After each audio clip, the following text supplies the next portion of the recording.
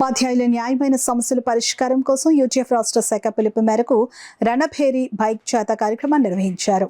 కాకినాడ జిల్లా తుని పట్టణంలో ప్రారంభమైన ఈ బైక్ జాథా గొల్లప్రోలు పిఠాపురం మీదుగా కొనసాగింది. ఉపాధ్యాయులకు బోధనేతర పనులు చెప్పరాదంటూ నినాదాలు చేశారు. ఈ సందర్భంగా యూటీఎఫ్ కాకినాడ జిల్లా అధ్యక్షుడు చేదులూరి సూరిబాబు మాట్లాడుతూ, కూటమి ప్రభుత్వం ఏర్పడి 15 నెలల కాలం గడుస్తున్న ఉపాధ్యాయులకు ఇచ్చిన ఏ ఒక్క హామీ నెరవేర్చలేదని అన్నారు.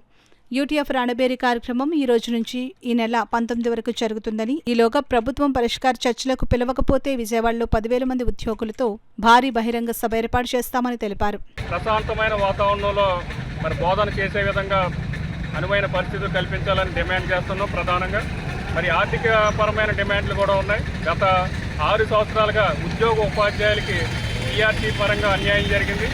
పీఆర్సీ కమిటీ గత ప్రభుత్వం వేసిన కమిటీని రద్దు చేసి ఈ ప్రభుత్వం కొత్తగా వేస్తామనేది ఇప్పటికీ సంవత్సరాల కాలంగా పీఆర్సీ కమిటీ గురించి మాట్లాడలేదు. అలాగే 4 డిఏలు పెండింగ్లు ఉన్నాయి. ఆ 4 డిఏలు కూడా వెంటనే విడుదల చేయాలని డిమాండ్ చేస్తూ ఉన్నాం. ఐఆర్ ప్రకటించాలి, ఇమీడియట్గా 29% ప్రకటించి ఐఆర్ ఇవ్వాలి. అలాగే సిపిఎస్ విధానాన్ని రద్దు చేసి అందరికీ ఆమోదయోగ్యమైన విధానాన్ని తీసుకువస్తామని ఉప ముఖ్యమంత్రి గారు ఎన్నికల ముందు ప్రకటించడం జరిగింది. ఏదైతే హామీ ఇచ్చారో హామీని నిలబెట్టుకోవాలని ఈ సందర్భంగా డిమాండ్ చేస్తున్నాం.